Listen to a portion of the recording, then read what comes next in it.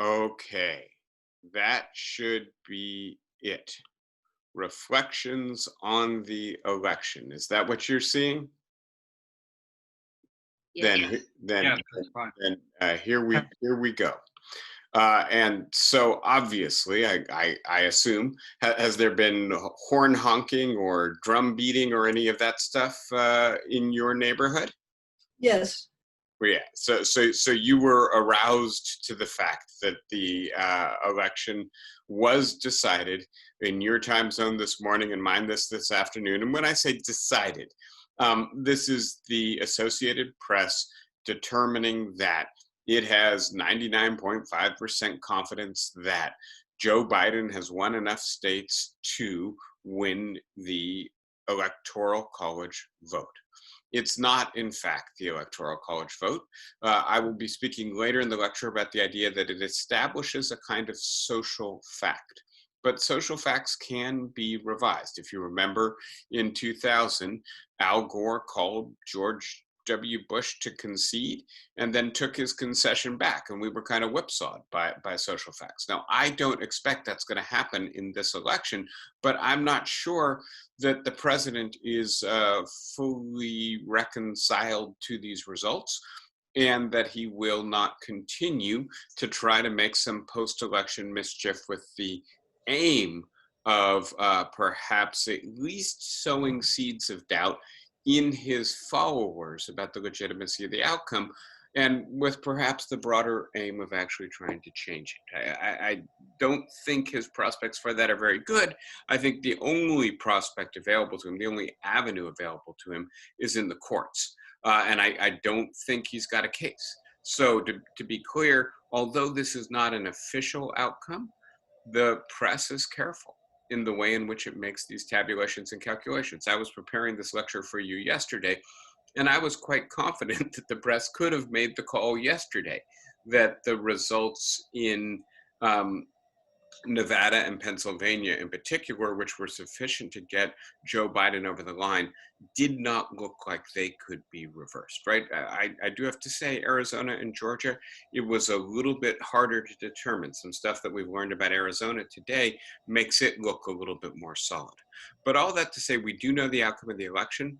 Now we can start talking about what happened. And I think I might have originally suggested that I would do an autopsy today. It's hard to do an autopsy before rigor mortis is set in.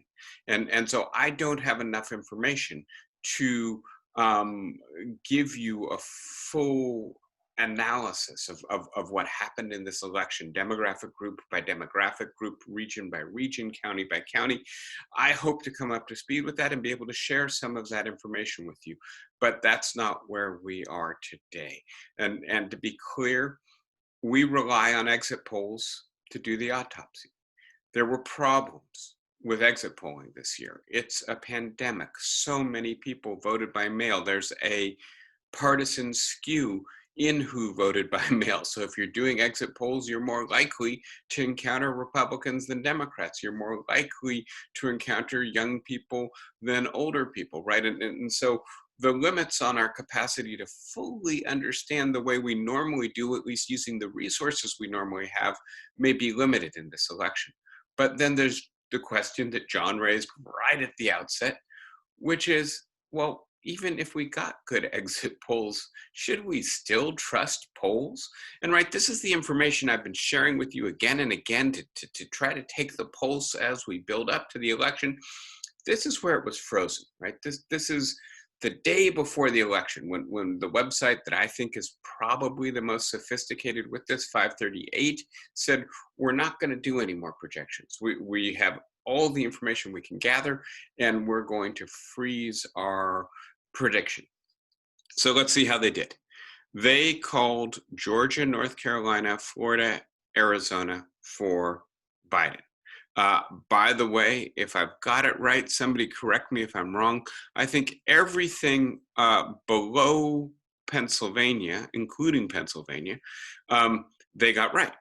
And everything above Ohio, they got right. What they missed on was Florida and North Carolina. And we'll know more about Arizona, but it appears maybe they got Arizona and Georgia right just by a smidge. Where they were, I think, right and wrong was in saying that Pennsylvania would be the tipping point state, the state that would decide the election. They were exactly right about that. They were not correct about the margin, the comfort that Biden would have in winning Pennsylvania. They expected it to be 5 percentage points. Now, their margin of error is 3 percentage points, which means a 2 percentage point win for Biden in Pennsylvania would actually be within their margin of error.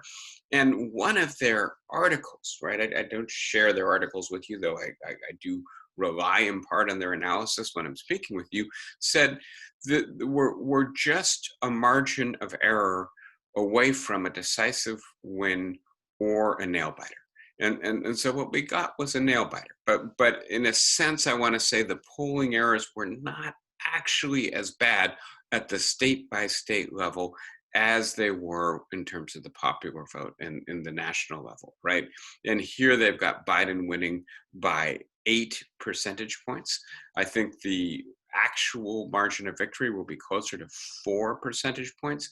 And as I said to you last week, part of the problem here is that the turnout, the enthusiasm, the passion was so high. We've had more people vote in this election than any other American election. Joe Biden got more votes than any other presidential candidate has ever got. Donald Trump got more votes than any losing candidate has ever got. Maybe this, in a sense, increased the uncertainty. But having said all of that, when I was preparing this lecture, which was last night, I chose to present to you two scenarios, right? Both of them are Biden victories, but one of them is a quite narrow victory, 279. And as I say, I'm not positive that Biden has in fact won Arizona. I'm reasonably confident, given the direction of the votes, that he will. But let's say there's still a 1 in 100 chance that Trump will win Arizona. I think there's probably a 1 in 20 chance that Trump will win Georgia. There's still outstanding absentee ballots coming in from the military. They may or may not trend conservative, right? And so this would be the narrow scenario.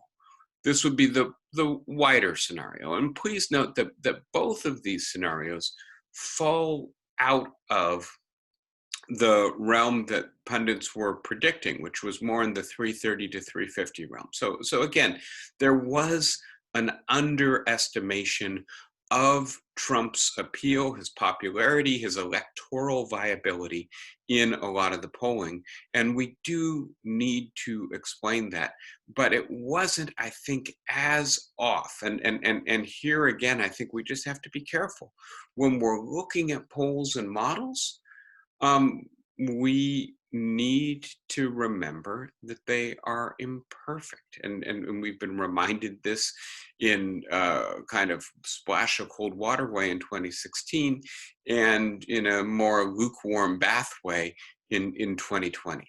And one of the things I think maybe we do a little bit of thinking about going into future electoral cycles is whether we should be paying so much attention to this predictive aspect of politics.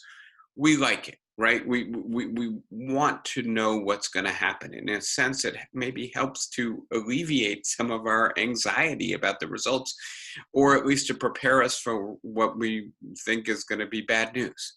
But it's not necessary, right? As one author pointed out recently, it's not the case that this is like a weather forecast. Like, you got to decide, am I going to have the picnic or not?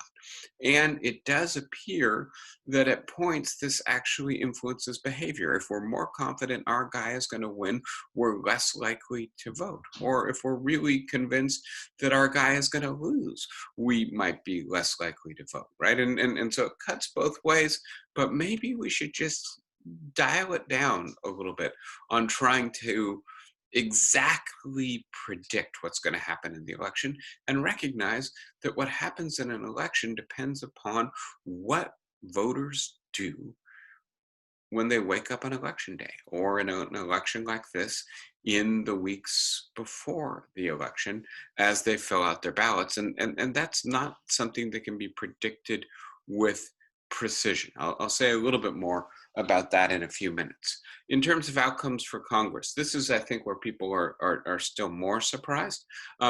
It appears that in the House, the Democrats will retain control, but their margin will be slimmer than it was. And that this is in light of expectations that this might be another green wave election. Green, so sorry, blue wave election as it was in 2018. That is to say that the Democrats would further increase their majority. And I think in retrospect, that looks a little suspect because, right, the Democrats in the previous blue wave election had picked up seats that were in relatively conservative districts where Trump was not on the ballot. And so the conservative voters may not have come out in the way that they came out in an election when their man was on the ballot, right? And part of what we're seeing here is that Trump confounds our models. And I want to say more about that as we get further into this, but that he shifts the way people behave when he's on the ballot. And that in a sense, maybe the candidate effect is bigger with Trump than it is with other candidates. The other thing I think I want to say is, in a sense, we did have a blue wave election, which is to say more people voted for a Democratic president than had ever voted before. The Democrats won in Arizona and Georgia, conservative states. They won in Pennsylvania, Wisconsin, Michigan, deeply purple states where Trump had won last time, right? And at the same time, we also had a red wave election. We had an awful lot of people come out and vote for the president, and that tipped some of these House seats back to the Republicans. And it's led to, so far, a tie for the Senate. And it seems quite likely that the outcome of this election will be that the Democrats stay at 48 and the Republicans go up to 50. We don't know North Carolina and Alaska yet, but that seems the likely outcome in those two states. And then there will be two runoff elections in Georgia. And ultimately, that will determine whether it's 50-50, which means ultimately that the Democrats have the tie-breaking vote from Vice President Kamala Harris, which has a nice ring to it, right? I mean that is one of the aspects that is historic about this election, is we have our first female vice president, and of course it's also the case that she is a woman of color. But going back now to the Senate, I have no idea what's going to happen in Georgia. That's a crazy scenario. Two runoff elections at the same time in the same state, right? But I do think that it is the case that the Democrats did not do as well as they thought they were going to do for the Senate. And frankly, Biden will be very limited in what he will be able to accomplish as a president if, on the one hand, the Republicans control the Senate, and if, on the other hand, past is precedent and Mitch McConnell takes the obstructionist path. If there was any hope that the Democrats would be able to, quote, rebalance the courts, I don't think it will happen with the Republicans in control of the Senate. If there was any hope for undoing some of the regressive tax cuts that were passed by Trump and the Republicans 3 years ago. Again, probably not going to happen. Will there be better policy on the coronavirus pandemic as it surges and overwhelms our previous highs throughout the country? I think that there's a possibility of that. Will there be meaningful economic stimulus or rescue packages? Some possibility of that, even if McConnell controls the Senate. But having said that, a lot of what Biden would hope to get done, I don't think will get done if McConnell is in charge of the Senate. And I think that that's important to bear in mind as we look to a Biden presidency. Now, I want to talk about one other range of results that I don't think, best of my knowledge, is being talked about very much in the media right now. And that is what I've called in the past with you trifecta states. I think I've spoken with you about this in the past.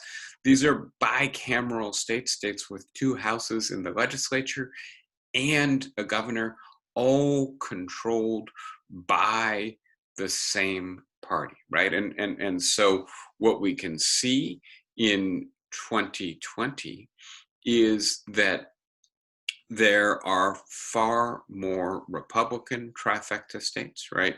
I believe the ratio here is 23 to 13 than there are Democratic trifecta states. And this matters, of course, because 2020 is a census year, among other things. There's so much going on in our politics. I think we tend to lose track of some of it. And because it's a census year, then reapportionment will happen, and then congressional redistricting will happen probably late in the year or beginning next year. And states that are controlled all by one party have the power to engage in partisan redistricting or gerrymandering. Now, having said that, right, and so one of the things we've been dealing with for the last decade is that the Republicans did very well in the midterm elections of 2010 when Barack Obama had just been elected, when there was the Tea Party revolution. This is a typical pattern, right? You expect when the Democrat is in the White House that the Republicans will do well in the off-term election, right? And so this is what happened with the Democrats in 2018, a blue wave against Trump. It happened in 2010. This was not an off-election year, right? This was a presidential election year. There was some hope that perhaps Donald Trump's lack of popularity might pull the Republicans down at the state level. That doesn't appear to have happened. So there is the opportunity, at least the possibility, of more partisan redistricting, more gerrymandering, and that affecting the whole next decade of American politics. Having said that, I'll just give you a little bit of the historical trend here, right? Which is to say, when we look at trifecta control, and this is a diagram that goes up to 2018. It doesn't go up to 2020. I think what we would see is that the Democrats have stayed where they are or gone down one, whereas the Republicans have gone up, right? But what you can see is that after a long period in which the vast majority of state governments were divided, right? Both parties controlling different parts of the government. The idea that goes back to the Baron de Montesquieu of checks and balances in which different parties or social forces control different institutions, and they therefore have to work together to get anything done, and that leads them to not abuse their power. That was the case up until the 2010 red wave Tea Party election. But there was a collapse in 2010 of mixed government at the state level, a sharp rise, in particular in Republican-dominated states, but also something of a rise more recently in Democratic-dominated states. And so some political scientists call this the big sort, which is to say we are increasingly in blue and red states, that the states that don't have a single party dominating their legislature and governorship are rare. And there are also a couple of still uncalled states, though I imagine that Alaska will join the Republican trifecta states. Now, having said all of that, I do want to give one piece of good news in this, which is that it's actually the case that a substantial number of states have put in place alternatives to the possibility of partisan um, redistricting. And so the states that show up, I don't know why the color is orange instead of red, here are the states that can actually do the partisan redistricting. And I know that this, by the Republicans, the states that show up in blue are the ones that can probably do it by the Democrats. That's to say, trifecta states in which the legislature is in charge of redistricting. The states that are in purple or light purple or yellow have commissions or legislatures with fairness standards and oversight, or a mixed party control. And so the good news in all of this is that unlike what happened in 2010, only about 50% of congressional districts can be gerrymandered. And it turns out that only a smaller portion of those are in Republican-controlled states. I focus on Republican-controlled states, not for purely partisan reasons, but because the Republican Party has much more of a history of doing this, of using its control over state government to draw highly tilted congressional districts to maximize their partisan advantage in congressional elections. Now, having said all of that, it matters for other reasons, whether you're in a trifecta state. And so what you can see is that in blue trifecta states, there tend to be bans on gay conversion therapies. The minimum wage is higher than the federal minimum wage. There's a movement for free college, at least for the first 2 years. They tend to approve replacing the electoral college vote with the popular vote. Marijuana is often legalized or at least decriminalized. In red trifecta states, on the other hand, many of them are opposed to or try to undermine boycotts on, the boycott, divestment, sanction, BDS movement with Israel. They have right to work legislation, which means that it's much more difficult to unionize and maintain unions in those states. They have a Medicaid work requirement. They are lower in their provision of social welfare. They have more generous gun legislation that allow people to carry a concealed weapon without a permit.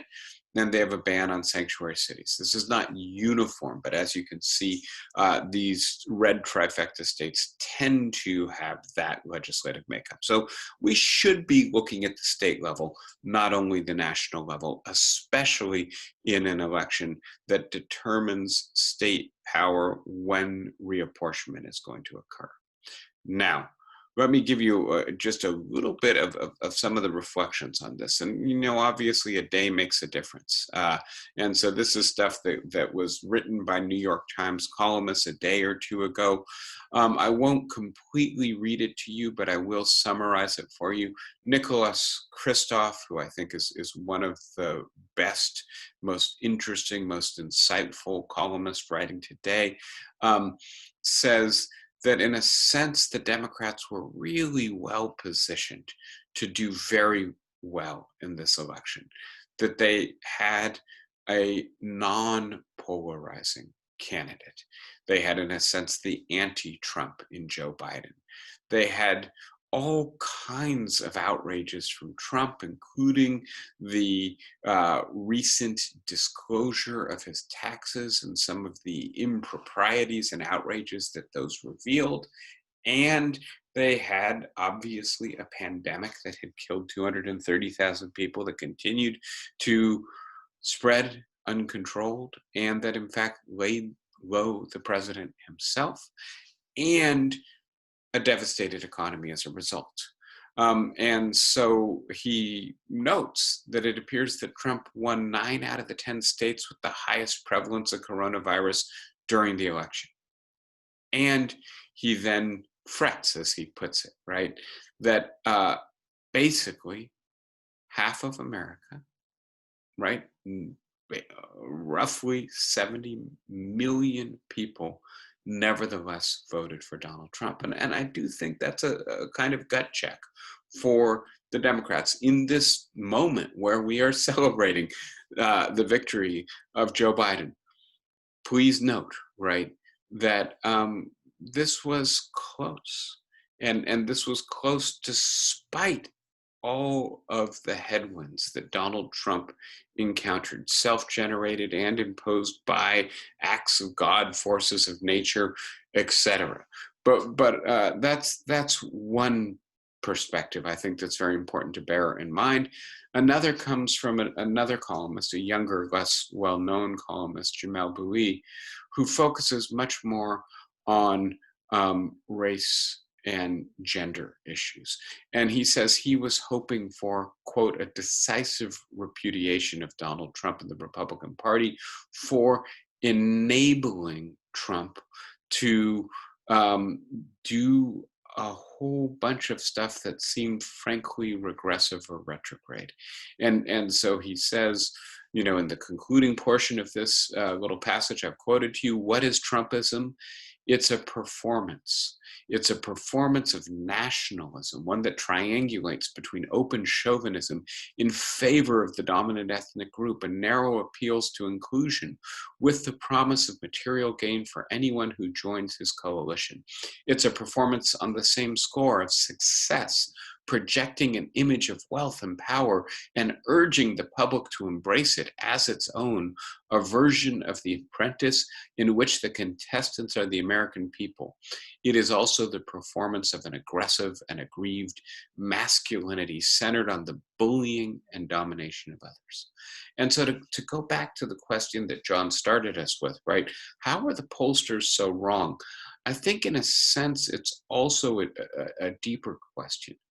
Why did this president, who has presided over the management or mismanagement of a pandemic that has resulted in more deaths in this country than in any other in the world, much higher proportions, much less containment, and who has, right, alienated so many people through his bullying, through his corruption, through his racism, through his sexism.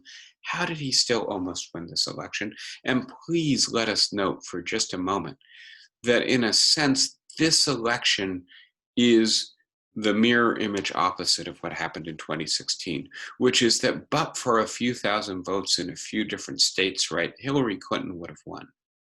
In 2020, it will be perfectly plausible for Republicans to say, but for a few thousand votes in Georgia, Pennsylvania, Arizona, Donald Trump would have won.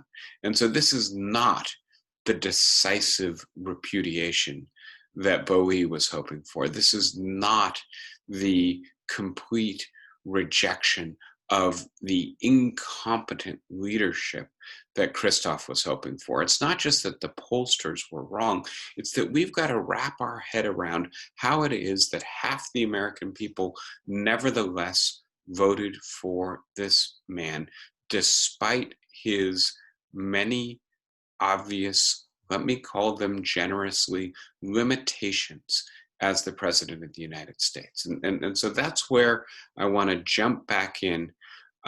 You want me to continue? You want me to pause for questions for a moment?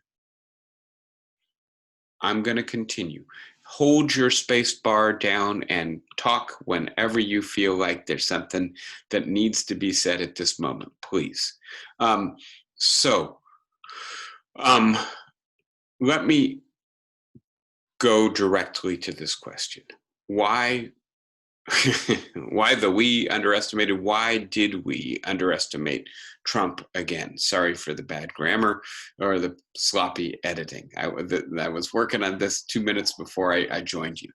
One of them is just the limits of statistical prediction, right? And here it's especially hard in a pandemic, but it's always hard.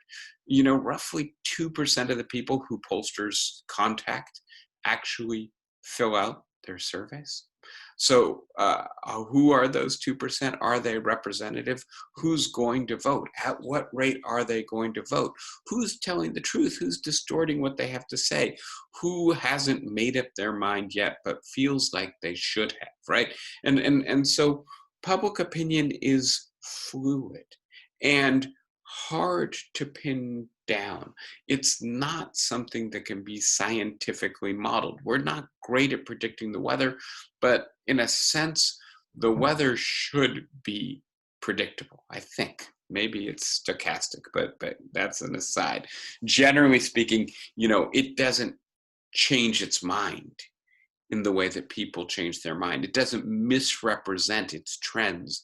It doesn't not answer the phone, right? And so there are just limits to statistical prediction.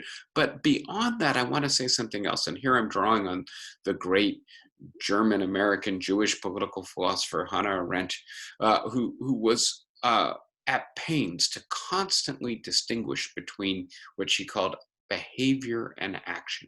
And she pointed out that animals and material objects, rocks and balls, behave. That is to say, perfectly predictable. Human beings act. And that means that there's limits to the degree to which we can be predicted, because we have the capacity to bring ourselves into being through thinking and speaking and acting. And that in the context of the moment, we have to determine how our ideas and our judgment relate to what it is we're seeing. We are impelled not only by our thoughts and our identities, but also by our sentiments and emotions.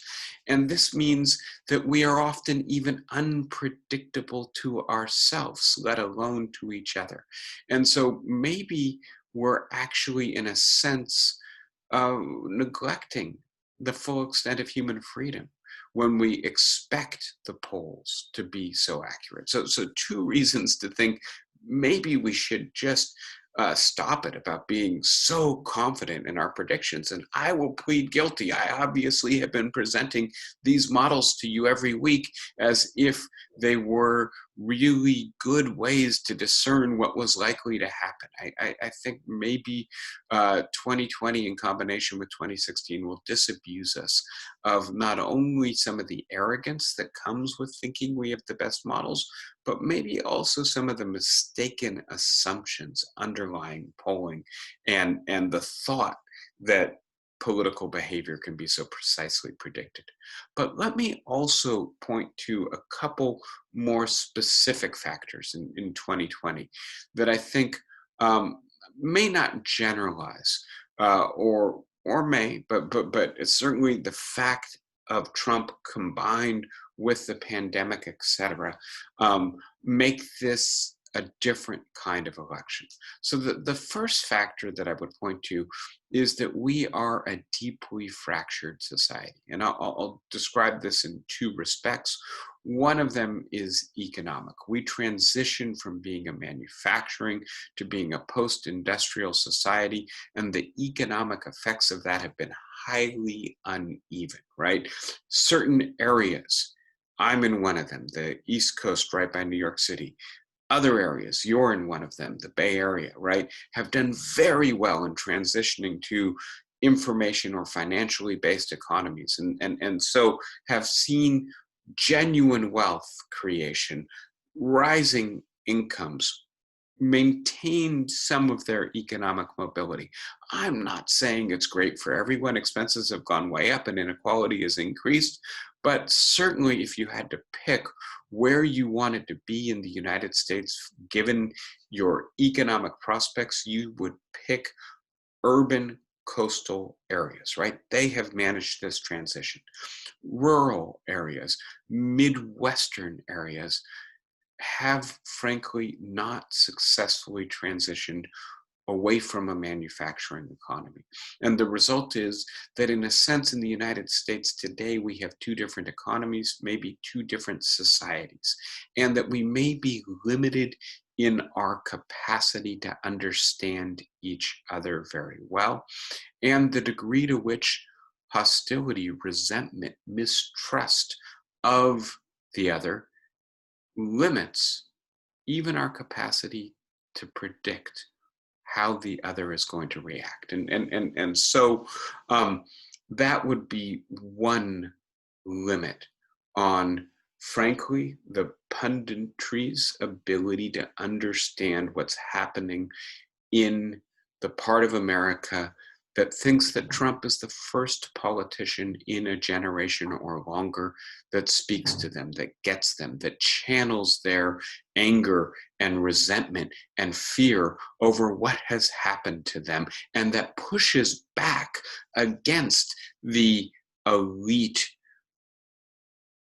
arrogance, hubris, indifference of those who are doing all right on the coast. And that, in a sense, we just didn't understand that that was deeper than angst or anger at his mismanagement of the coronavirus.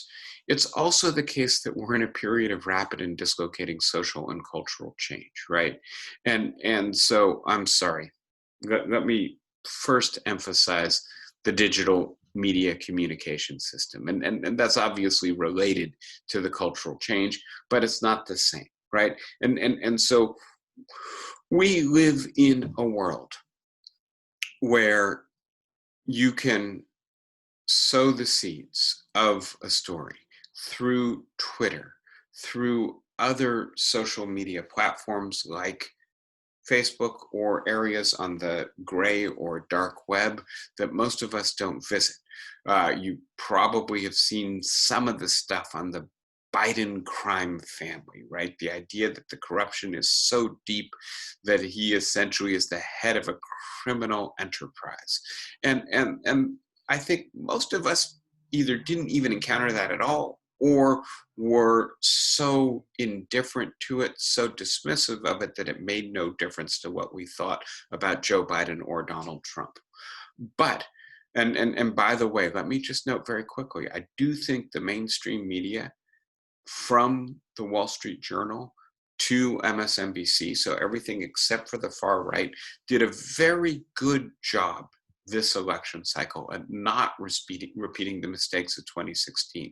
And as opposed to trying to refute the silliness, the disinformation coming out of the fringes of the right-wing media, mainly ignoring it or finding ways of reporting on it that made it so clear that this was not to be taken seriously, but only to be refuted, that there was less of that propaganda pipeline effect that I've talked with you about before, in which ideas can be seeded in obscure fringe websites and then get amplified by the mainstream media, even when they critically engage with it. That didn't happen to the degree that it did in the past, but nevertheless, I actually spent much of the last 10 days mainly watching Fox News. And it's probably not healthy for me, but I really wanted to understand the other quadrant of the media system in order to be able to understand how people who are different from me are thinking. And if you looked at those outlets, right, Donald Trump had done a very good job managing the virus. It was only the deep state resisting him that was the problem. But by the way, please note the overlap between the regions of our society that are suffering economically and those who watch Fox News. And so these are people for whom having to go into shutdown for a few weeks or a month or longer deeply imperils their ability to make ends meet, to pay rent and eat at the same time, right? And so, in a sense, they are already primed to not believe that the virus is that bad, or to believe, even if it's that bad, the appropriate attitude is to get on with life rather than shut down because that's what their interest leads them to do. If you can work from home, if you've got a cushion, a savings, Joseph Stiglitz calls it a shock absorber. We've built an economy without shock absorbers, he says, right? And so when you hit a pandemic and you have no shock absorber, there are a lot of people who have to keep working to make ends meet. And when the president says that's okay, they might actually think that that's a good thing, as opposed to think that that is ignoring medical science.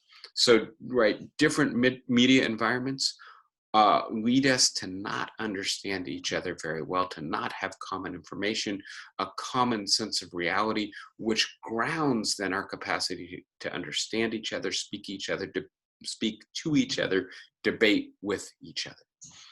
Now, the last thing I want to say here is that in addition to being in a period of uneven economics and refracting media bubbles, we're also in a period of rapid and dislocating social and cultural change, right? We have become much less traditional, whether we're talking about gender norms or family types, sexuality, or the demographic and racial composition of our society, right? We're about 15% foreign born. We're becoming majority minority very quickly. And that this dislocating social and cultural change is accompanied by accelerating risk. I'll talk with you another day about the vulnerable world hypothesis, but this is something I probably don't need to really explain or emphasize right now. We are in the grips of a global pandemic. It's really only the second time in human history there's been a global pandemic, because it's only recently that we have been so interconnected via global transportation networks that a viral infection that starts one place very quickly spreads across the globe. Global warming is threatening many of us.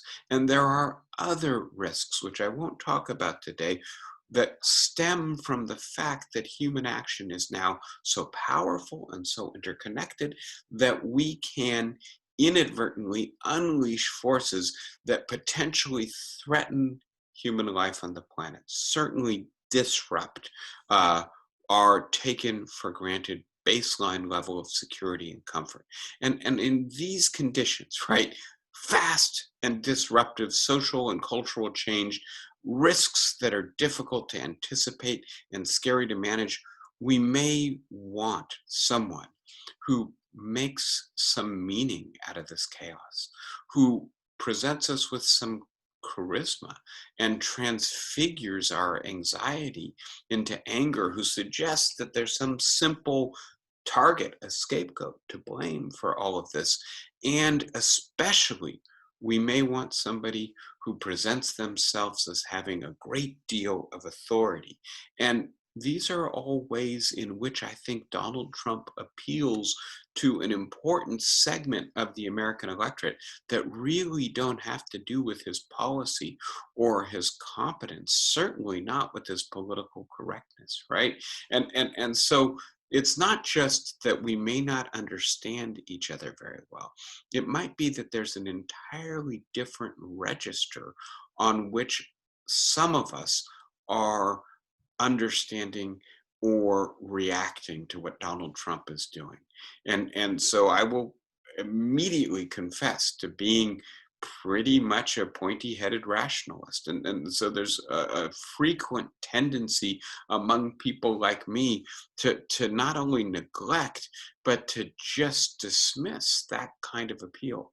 But again, I do think it's important to notice that probably there are social and cultural conditions that make a lot of our fellow citizens hungry for a politics that operates at that other level, appeals on that other register of charisma, meaning, authority, and that Donald Trump does do that and Joe Biden doesn't. And so let me then move to, Actually, let me stop for a moment. I've got plenty more to talk with you about, but I've already thrown a lot at you. Do you have questions or ideas, things that are responding to what I've been saying? I can keep going if you'd prefer. Flossie, go ahead.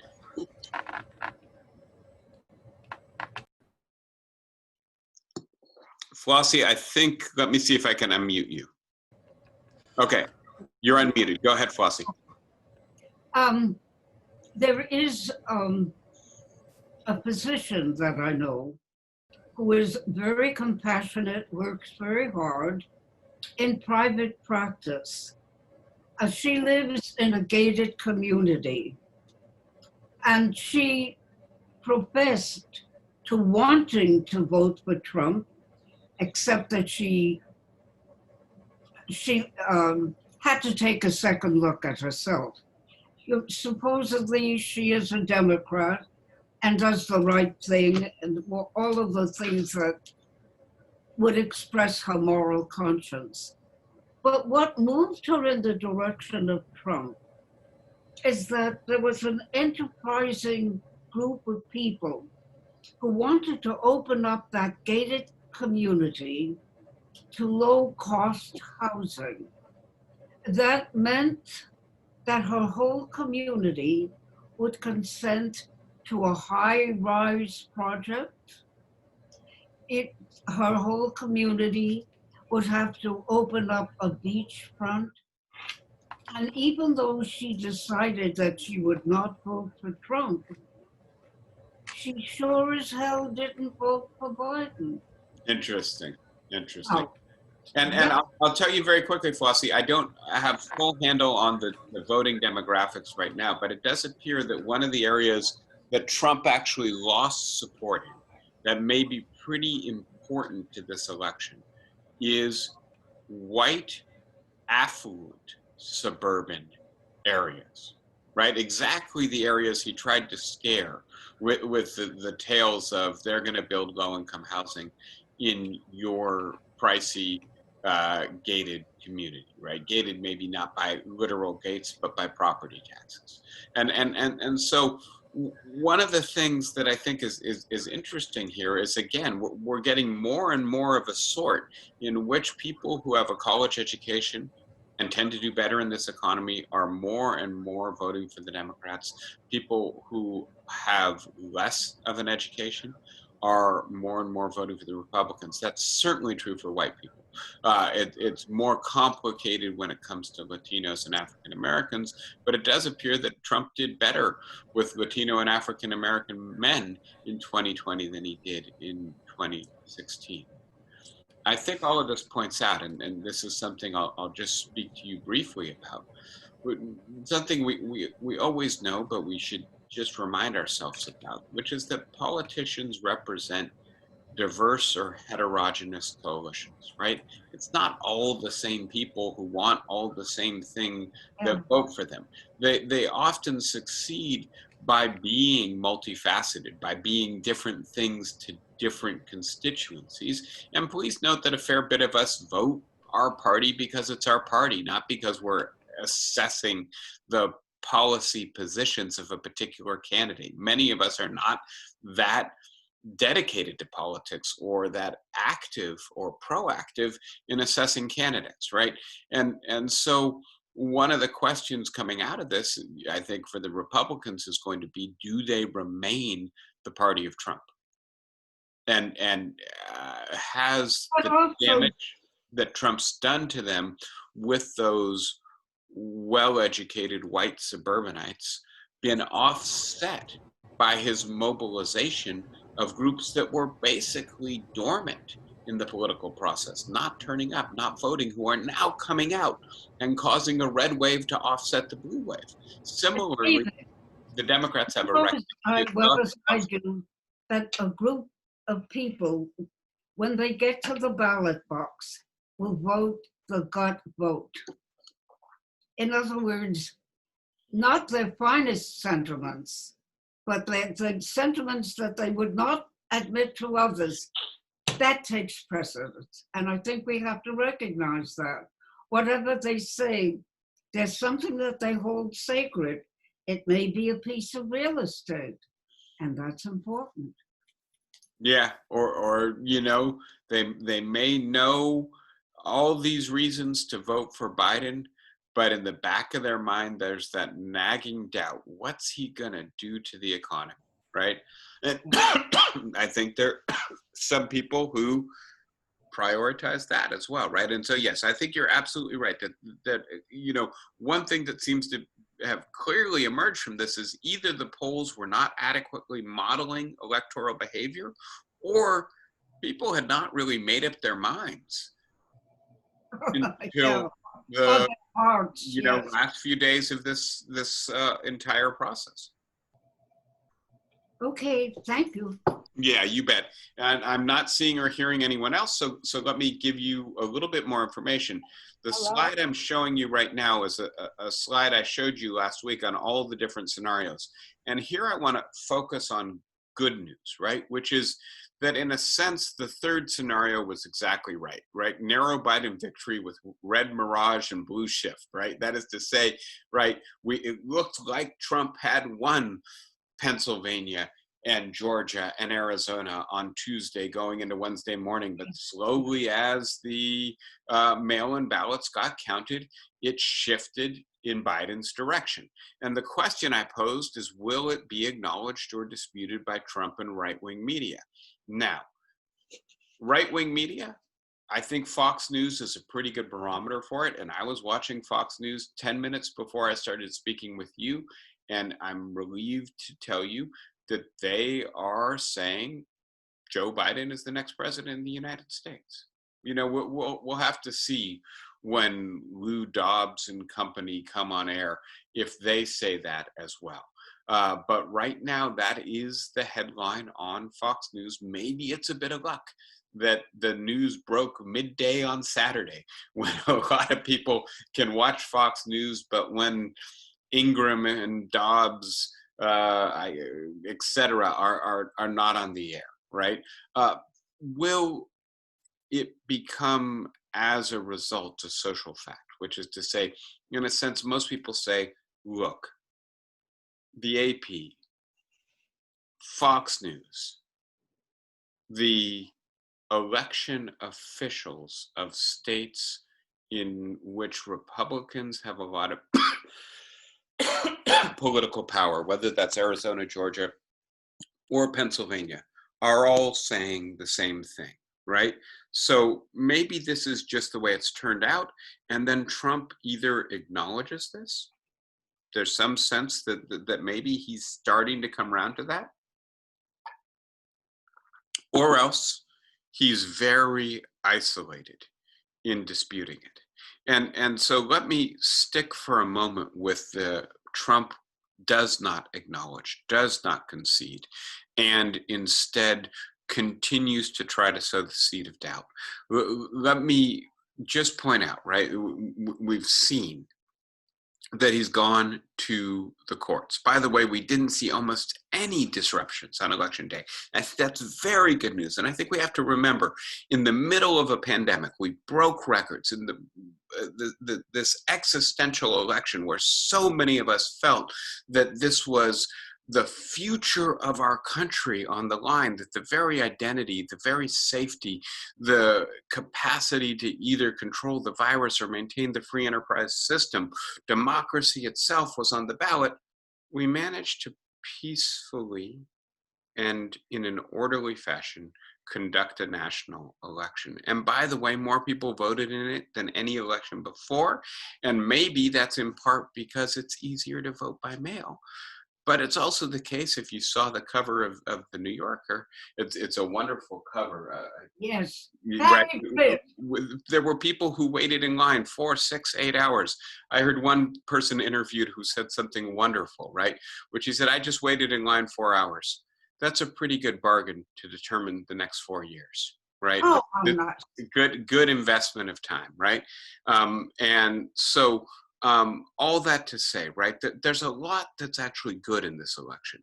Will Donald Trump do his best to make mischief? Well, that tends to be one of the things he's very good at. It wouldn't surprise me at all if he does. If he sues, I don't think those suits are going very far, but I think we need to be clear. The reason he's suing is not because he has a complex legal strategy or much prospect for success.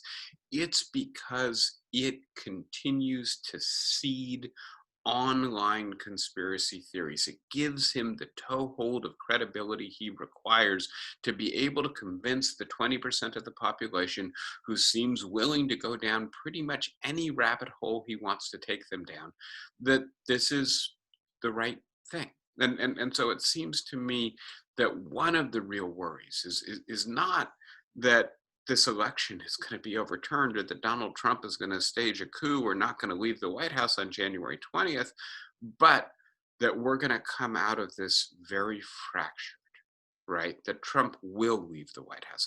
If and when I wrote a day ago, I think it's very clear that he will, right? And so, right, very few people in his own administration are backing him if he fights this, right? You know, it doesn't look like Bill Barr will back him. It's already the case that many Republicans are acknowledging this, some of them, in fact, congratulating Joe Biden on his victory. Fox has thus far also followed the AP and said that Biden has won this victory. The court's not going to go his way on almost all of these cases, certainly not in a way that will allow him to reverse the decision in any state, I don't think. And so then the real question is about politics out of doors. Will there be big protests? Will there be a lot of people saying this election was stolen? And that's, I think, what the courts, the court cases are really trying to feed. That's what the social media is going to try to do, to take this story from the fringe to the regular amplifying chambers and get enough people to believe it, that it is a disruptive force. And I think that the risk here is that we will be deeply fractured, that elections will have lost some of their legitimacy as the way in which we, among other things, structure the peaceful transfer of power in our society, as well as determine the popular will for the next leader. Having said that, right, social facts are established in part by consensus, or at least broad acceptance in the media and among elites. And I think what we're beginning to see is, despite his best efforts, Trump is pulling rather few people in his direction at this point. And again, I think that bodes well for the United States. I will now stop there. I have got a fair bit more information. I'm just curious, what was I going to talk about next? And in a sense, I guess I'll conclude with this. I'm not going to go through all these factors. These are things I've spoken with you about before. But in a sense, we've had a perfect wave, a perfect storm, I should say, for our democracy. There's just all kinds of stuff that is making it very difficult for us to peacefully and with deliberation and goodwill engage in meaningful public opinion formation for something like the last 20 years. And the fact that we managed in the middle of a pandemic with such a contentious election, I'm going to mute because obviously something's coming in. I'm finishing on. Just mute Flossie. Okay, dear. All right, got it. Sorry, I had unmuted her before so that she could speak.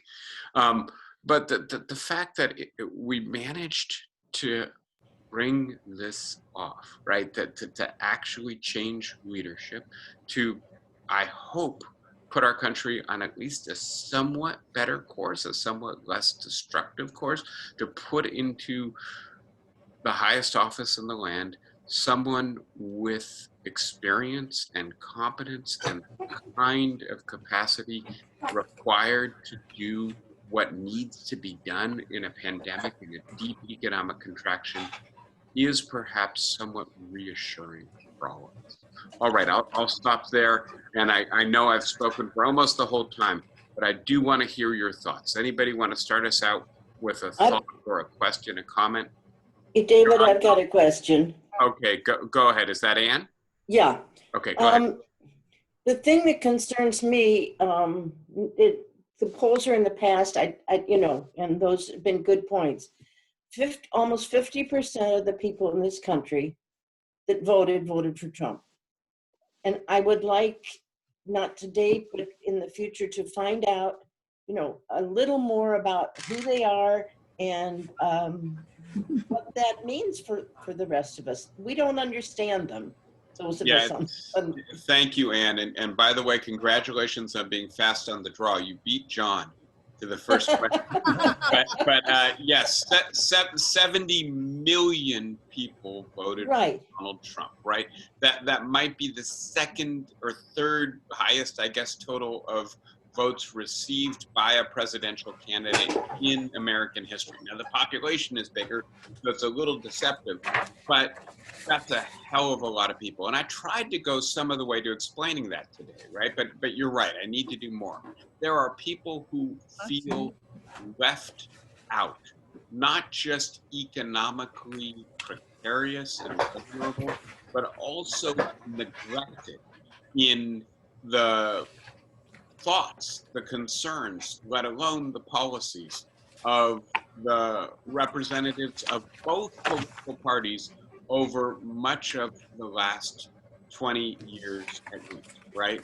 And so when that is the case, you get a politician, and I don't want to say, look, Trump is a billionaire from New York City who passed a tax bill that benefited the wealthiest people in our society and did almost nothing for the rest, right? He's someone who is in court right now undoing, or at least trying to undo, the Affordable Care Act, through which roughly 30 million people get their health insurance in the middle of a pandemic, right?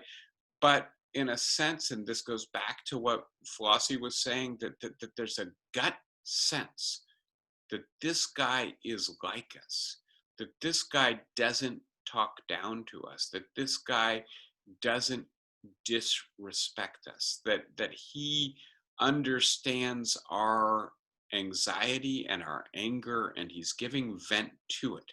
And given how bad the Democrats have been at putting our interests front and center, given how bad other Republicans besides Trump have been at giving vent to our perspective, our emotions, our ideas, we're still with this guy, right? And so I do think not only do we need to get our heads around the fact that for 70 million people in this country, Donald Trump was preferable to Joe Biden, but that he will continue to be regarded by roughly half of our society as a great president and as someone who perhaps was robbed by the media, by the elite, by the deep state of his true potential to be a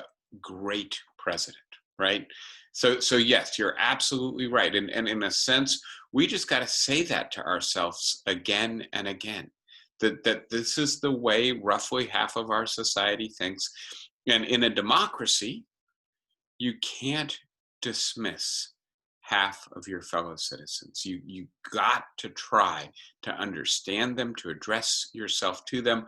I do have a suggestion for all of us, and I have to be honest, I wasn't necessarily going to say this today, but it is something I am going to do, which is, I think at least a handful of people who voted for Trump. I'm going to reach out to them over the next couple days, and I'm going to say to them, how are you doing? And make it explicit. I'm calling you because I know we disagree, and I think it's awful that we don't talk because our politics divide us. And I think, in a sense, maybe one of the things we could start doing, if we really do want to understand the other side is talking to the people that we might know who might have voted this way. And it may be a stretch. The 5 people I'm going to call are all people that I don't speak with on a regular basis. They're cousins I've fallen out in touch with, my old college debate partner, etc. Right? But I'm going to make an effort to do this, because I think, in a sense, as a democracy, as a society, the more and more we fall into 2 non-communicating camps, the more bifurcated we are, the worse this is going to get. So yes, thank you for the good question, Ann. And John, yeah, you lost the draw, but you're up next. Go ahead. Hold on, John. Let me unmute you. Go ahead. Thank you. The 2 things. One is the impression, I think, that so many people who watch television, 20 hours a day for a while, watching everything going on. To me, the dominant people that really came across are all these state and municipal election officials. Yeah. Who were so sincere and so competent, and saying, explaining everything that was going on. And these were the people that our fate was in the hands of right now. And it seems to me they came across so well that that's, in a subliminal sense, a real argument for good government. The other one is, I think the interesting thing to look at now is what is this going to do to the 2 parties, to the characters of the Republican and the Democratic Party? An enormous victory for moderate Republicans. I mean, they basically won the election, except the presidency. And then in the presidency, they got Trump off the back of their neck. And I think that it's going to margin over the next year or so. You're right, those people are still going to be around, but it marginalizes them. White supremacists, the young bloods, whatever their name was, all these guys were more or less almost in the mainstream of the Republican Party while Trump was on. The president kept nodding to them. And now I think they're going to be marginalized in a lot of ways. And if the moderate Republican, the Republican establishment, plays its cards right, and including some negotiations with Biden and all that, and acting like an actual responsible party rather than a bunch of bomb throwers, I think they'll benefit. Within the Democrats, what the take of all the traditional response of left-wing Democrats to this sort of thing is, you see, we really would have run. If Bernie and everybody had been all involved, we would have won all these congressional seats. This was a big failure for the regular Democratic Party. And then a lot of, and they're going to, I'm really interested to see what happens inside the Democratic Party now as they struggle for advantage. But having the president on your side makes a heck of a lot of difference. It would have been a lot worse if we'd lost, that's for sure. Yes. So I've got 2 quick responses to your 2 comments, John. One of them is complete agreement. This was a stress test on the electoral system of the United States, and its integrity was preserved by a bunch of functionaries, a bunch of relatively low-level elected officials or appointed people, civil service people, and volunteers. And not all of them wanted Joe Biden to win, but all of them wanted whoever got the most votes to win, right? And so again, yeah, when you talk about the integrity of the electoral system, I think that's really important. I think you said moderate Republicans. I might have misheard.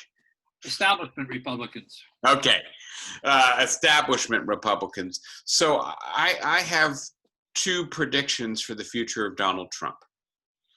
One of them is that the new Trump Tower is a cell block, right? That he's going to be wearing orange and black. And I think there's a pretty good likelihood that a lot of trouble is going to dog him for a long time. Jane Mayer has a very good piece in the most recent New Yorker on this. The other, and it's the one that probably gives him the best chance of escaping that fate, is Trump TV. And that Trump TV will be the new Fox, and that via Trump TV, Trump will remain the most powerful person in the Republican Party despite his electoral repudiation, right? And please note that grievance is one of his really strong suits, right? And so he's, when I say he's sowing the seeds for widespread doubt, more than social unrest. I think continued relevance and leverage is what this purchases him. And so I just worry. There are just not that many establishment Republicans left in elected office right now. Trump has not fully purged the party. We're not in a totalitarian state, but through his influence on the Republican electorate has moved the party in a much more populist direction, and that he may continue to have that influence. I just don't see Mitch McConnell taking over as the charismatic leader of the Republican Party. I don't see Mitt Romney doing it. I don't see Ted Cruz doing it, who's been being pretty Trumpy of late. So I don't know where the establishment Republican gets its leadership, its strength, its leverage from. I know you want to come back on me, John. Give me 1 minute, because I think Suzanne had her hand up a couple minutes ago, and I want to give her an opportunity to speak as well. Yeah, I started listening and watching as soon as it was possible at 3 o'clock our time on Tuesday. The first thing I heard, and that was what gave me a clue to the problems that we were going to have, that it was going to be close. People were in exit polls were asked what's the most important thing to them, and they did not say coronavirus. They said the economy. And to me, that was a signal of what things might be like. Yeah, and thank you for that comment. And I'll just point out to you, that's exactly right. And in a sense, if you want to get to the heart of one of the big divides in this country, it is people who have the luxury to make the coronavirus their number one issue, right? Because economically they're secure enough that they can protect themselves or be dominantly concerned about protecting themselves.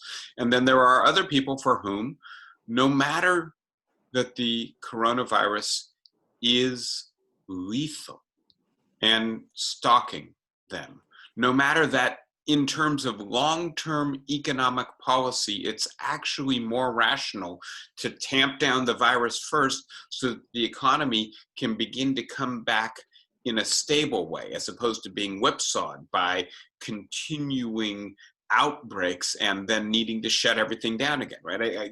So ideally, everybody is in a position, has the underlying social security, not the policy, but the status, to put their long-term interests ahead of their short-term interests, to put their real interests in front of their apparent interests. But I'm afraid that the country that we've built over the last 50 years, the economic changes that we've allowed to occur without sufficient steering and compensation, have put a lot of people in a position where they can't see past next week. And next week they need to work. Right. So I think that's not just a problem with the way people were thinking. It's a problem with our society. The second thing I'll say is, please note that of the three issues that people told the exit pollsters were most important to them: economy, coronavirus, and racial justice. Right. And so I think that's actually, again, this is a complex election, a lot's going on in it. That's actually a very important development, that a substantial segment of the electorate is saying the most important thing to me in this election is racial justice. You know, other than African Americans, that's almost never been the case. And so there is some progress here as well. John, do you still want to come back to the point you had before? No, okay. Jay Foley, go ahead. I'm thinking that if you, yeah, there you go. I'm thinking that if you spend some time visiting and chatting with cousins with whom you disagree politically, you will have avoided the necessity of having Thanksgiving dinner. Yeah, well, they're in Atlanta, so they're in the heart of the storm in a sense, right?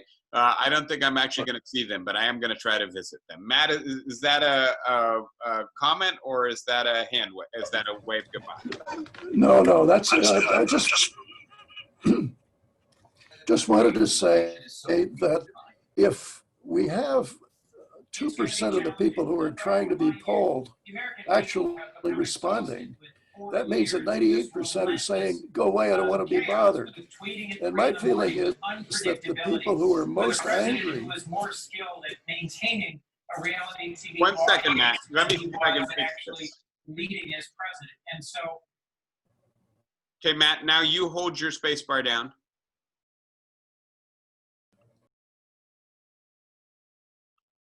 One more time. Hold your space bar down, Matt. Okay, I guess There. I'm up. Good. Yeah, if 98% of the people who are asked to respond to a poll don't, then the question is, what motivates the people to say, go away, don't bother me, kid?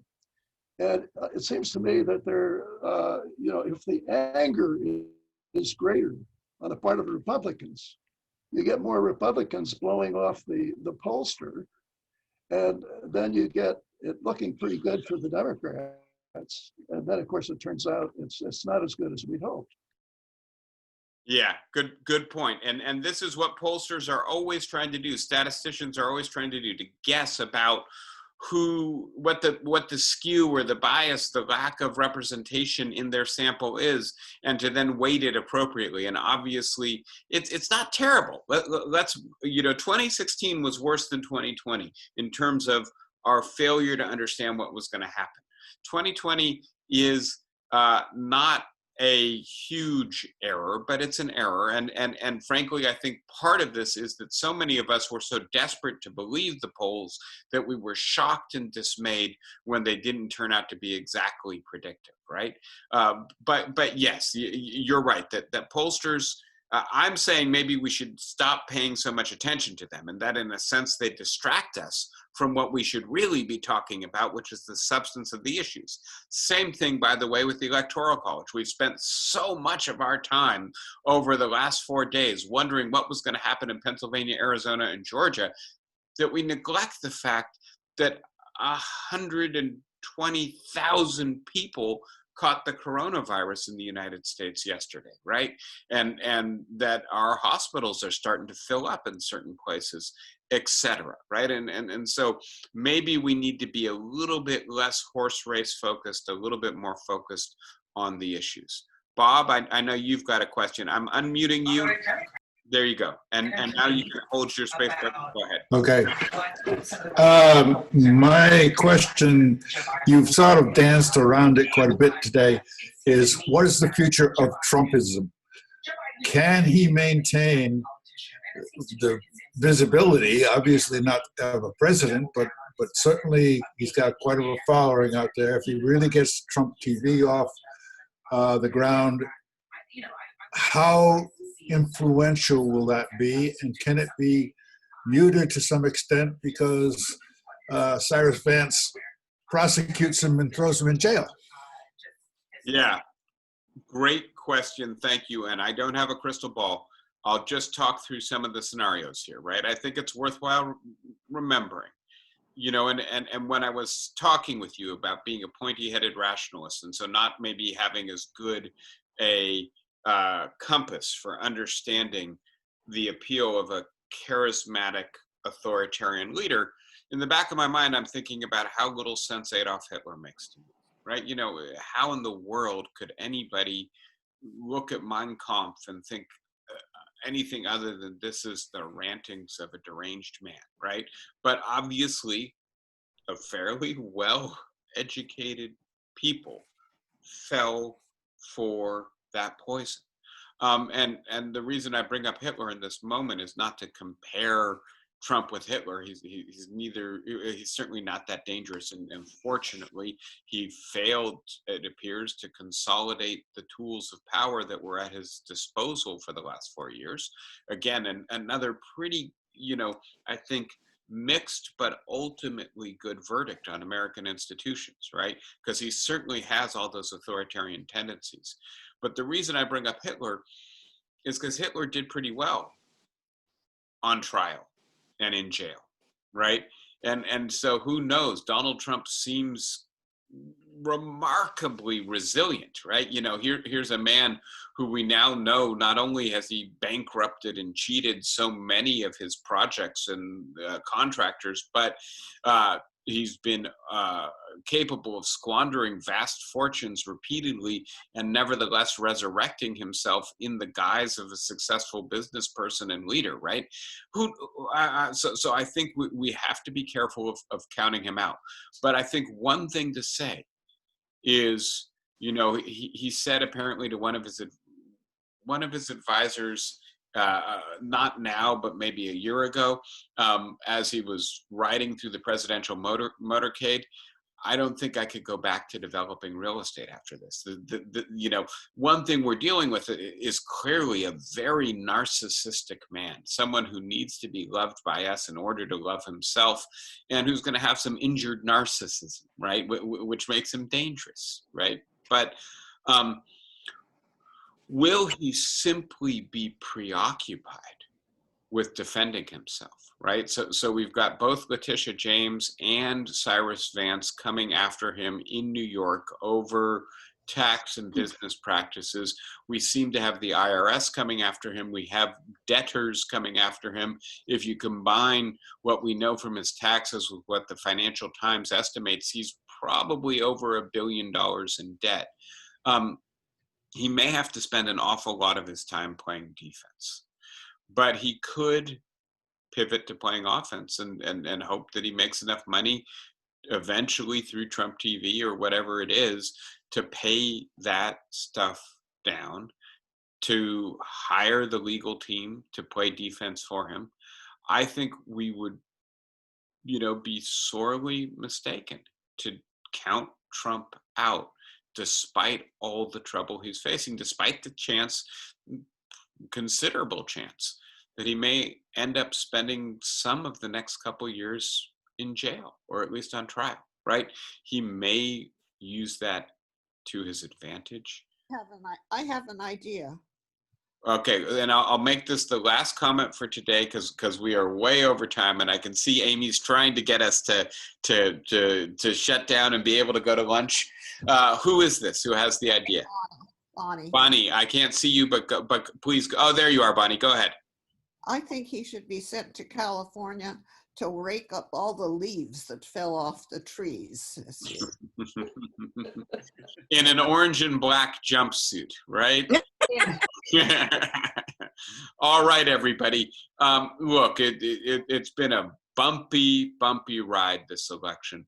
It didn't come out exactly how we wanted it to come out, but as John and others have commented, the process was more or less what it was supposed to be. And it was a difficult circumstance to face this kind of election. And I think we should have a little bit greater confidence in American democracy coming out of this. Given what I do for a living, I'm relieved I was going to have to change my line of work if Trump won this election. I have to stop being a Democratic theorist. So take care, everyone. As I say in passing, the virus is really coming back hard. Please take care of yourselves. And I will see you all, hopefully, for some more in-depth analysis next week.